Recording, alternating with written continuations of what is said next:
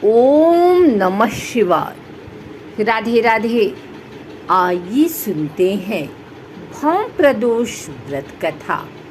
इस कथा के सुनने से भगवान शिव और हनुमान जी की मिलेगी विशेष कृपा।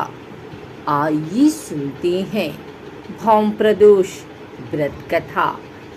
हर माह के शुक्ल और कृष्ण पक्ष की त्रयोदशी तिथि को प्रदोष तिथि का व्रत किया जाता है।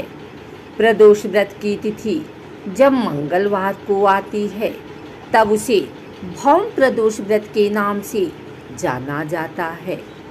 भौम प्रदोष व्रत में कथा सुनना व कहना बहुत पुण्यदायी माना जाता है और इस कथा से पूजा भी पूरी होती है। मान्यता है कि भौम प्रदोष व्रत की कथा सुनने व कहने से भगवान शिव का आशीर्वाद प्राप्त होता है और जीवन के सभी कष्ट दूर होते हैं। आइए सुनते हैं भौम प्रदोष व्रत की कथा। सूत जी बोले, अब मैं मंगल त्रयोदशी प्रदोष व्रत का विधि विधान कहता हूँ। मंगलवार का दिन व्याधियों का नाशक है। इस व्रत में एक समय व्रती को गेहूं और गुड़ का भोजन करना चाहिए। इस व्रत के करने से मनुष्य सभी पापों व रोगों से मुक्त हो जाता है। इसमें किसी प्रकार का संशय नहीं है।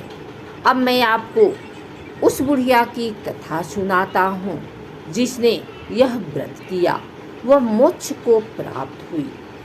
अत्यंत प्राचीन काल की घटना है। एक नगर में एक बुढ़िया रहती थी।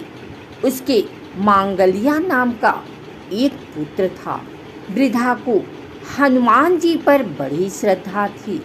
वह प्रत्येक मंगलवार को हनुमान जी का व्रत रखकर यथाविधि उनका भोग लगाती थी। इसके अलावा मंगलवार को एक न तो घर लिपती थी और न ही मिट्टी खोदती थी। इसी प्रकार से व्रत रखते हुए जब उसे काफ़ी दिन बीत गए तो हनुमान जी ने सोचा कि चलो आज इस वृद्धा की श्रद्धा की परीक्षा करें। वे साधु का वेश बनाकर उसके द्वार पर जा पहुंची और पुकारा, है कोई हनुमान का भक्त जो हमारी इच्छा पूरी करे। वृद्धा ने यह पुकार सुनी तो बाहर आई और महाराज क्या आज्ञा है। साधु वेशधारी हनुमान जी बोले कि मैं बहुत भूखा हूँ, भोजन करूँगा, तू थोड़ी सी जमीन लीप दे। वृद्धा बड़ी दुविधा में पड़ गई। अंत में हाथ जोड़कर प्रार्थना की, हे महाराज, लीपने और मिट्टी खोदने के अतिरिक्त जो काम आप कहें वह मैं करने को तैयार हूँ। साधु ने 3 बार परीक्षा करने के बाद कहा, तू अपने बेटे को बुला, मैं उसे औधा लिटाकर उसकी पीठ पर आग जलाकर भोजन बनाऊंगा। वृद्धा ने सुना तो पैरों तले की धरती खिसक गई, मगर वह वचन हार चुकी थी। उसने मांगलिया को पुकारकर साधु महाराज के हवाले कर दिया, मगर साधु ऐसे ही मानने वाले न थे। उन्होंने वृद्धा के हाथों से ही मंगलिया को औधा लिटाकर उसकी पीठ पर आग लगवाई। आग जलाकर दुखी मन से वृद्धा अपने घर के अंदर जा घुसी।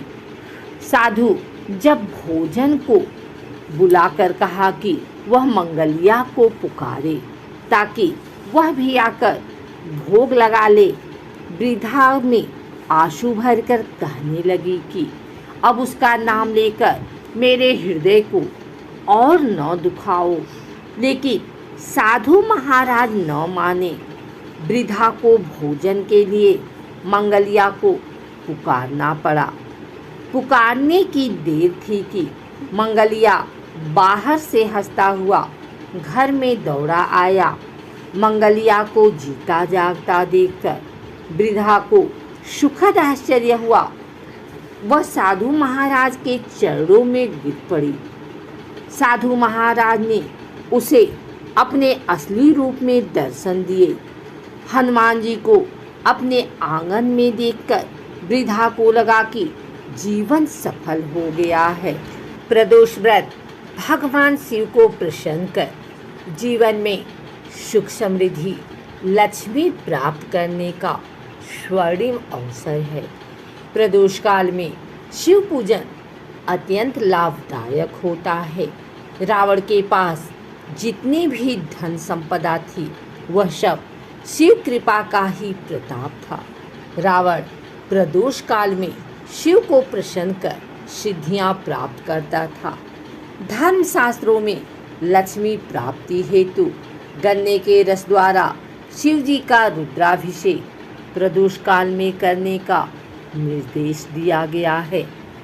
प्रदोष का भगवान शिव के साथ अन्योन्याश्रित संबंध है। प्रदोषो रजनी मुखम, रात्रि के प्रारंभ की बेला प्रदोष नाम से संबोधित की जाती है। रात्रि शिव को विशेष प्रिय है। मुख्यतः प्रदोष का अर्थ है रात्रि का प्रारंभ। प्रदोष व्रत स्त्री पुरुष दोनों कर सकते हैं। प्रदोष व्रत प्रत्येक पक्ष की त्रयोदशी तिथि को किया जाता है। इस व्रत को स्त्री और पुरुष दोनों कर सकते हैं। इसके उपासक देव भगवान शंकर हैं। प्रदोष काल में महादेवी का भी विधिवत पूजन किया जाता है। इसमें व्रती को सायंकाल शिव जी का पूजन करके ही भोजन करना चाहिए। धन संपत्ति प्राप्ति के लिए प्रदोष काल में शिव तांडव स्तोत्र का पाठ विशेष लाभदायक होता है। लंकापति रावण शिव जी का अनंत भक्त था और रावण ने शिव को प्रसन्न कर सोने की लंका और अथाह धन संपदा तथा सिद्धियां प्राप्त की थी। स्थिर लक्ष्मी प्राप्ति एवं कष्टों से निवृत्ति के लिए शिव तांडव स्तोत्र का पाठ अचूक उपाय है। प्रदोष काल में पूजा करके रावणकृत शिव तांडव स्तोत्र जो सुनता या पढ़ता है भाव भक्ति व सर्वत्र विजयी होता है। शिव शंकर शुभ लक्ष्मी देते, सुख संपत्ति धन अपरंपार। महिमा शिव की बड़ी निराली, नहीं किसी ने पाया पार।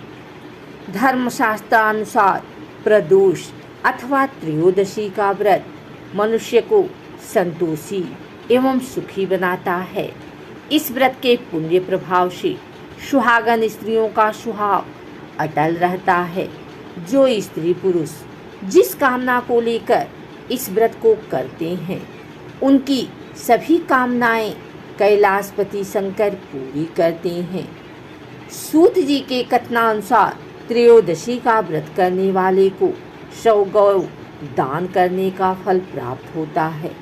इस व्रत को जो विधि विधान और तन मन धन से करता है उसके सभी दुख दूर हो जाते हैं।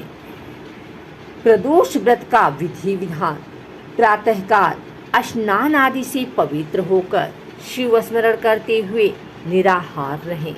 सायंकाल सूर्यास्त से 1 घंटा पूर्व पुनः स्नान करके गंध, मदार, पुष्प, बेलपत्र, धूप, दीप तथा नैवेद्य आदि पूजन सामग्री एकत्र करने 5 रंगों को मिलाकर पद्म पुष्प की प्रकृति बनाकर आसन पर उत्तर पूर्व दिशा की ओर मुख करके बैठें और देवाधिदेव शंकर भगवान का पूजन करें।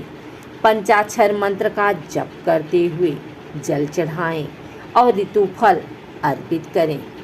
जल चढ़ाते समय इस बात का विशेष ध्यान रखें कि जलधारा टूटे नहीं। इस प्रकार मंत्र का जप लयबद्ध हो। जल चढ़ाते समय यदि आंखें खुली हुई हो तो दृष्टि जलधारा पर टिकी हो और यदि भक्ति भाव में आंखें मूंद गई हों तो ध्यान जप के शब्दों अर्थों के साथ चल रहा हो। जिस कामना पूर्ति हेतु व्रत किया जा रहा है उसकी प्रार्थना भगवान शिव के समक्ष श्रद्धा भाव से करें। शिव के साथ पार्वती जी और नंदी का पूजन भी करना चाहिए। प्रदोष व्रत दोनों पक्षों की त्रयोदशी को करना चाहिए। प्रदोष व्रत अति प्रशस्त तथा सभी के करने योग्य है। स्कंद आदि पुराणों में इस व्रत की बड़ी महिमा बताई गई है। विधि विधान से इस व्रत को करने पर सभी कष्ट दूर होते हैं और इच्छित वस्तु की प्राप्ति होती है। व्रत रखने वाले को 11 त्रयोदशी अथवा वर्ष भर की 26 त्रयोदशी के व्रत करने के उपरांत उद्यापन करना चाहिए। उद्यापन के एक दिन पहले घर में गणेश पूजन कर भजन कीर्तन नृत्य आदि रात्रि जागरण करें। दूसरे दिन सुबह शुद्ध होकर शिव पार्वती की प्रतिमा स्थापित कर उनका षोडशोपचार विधि से पूजन करें।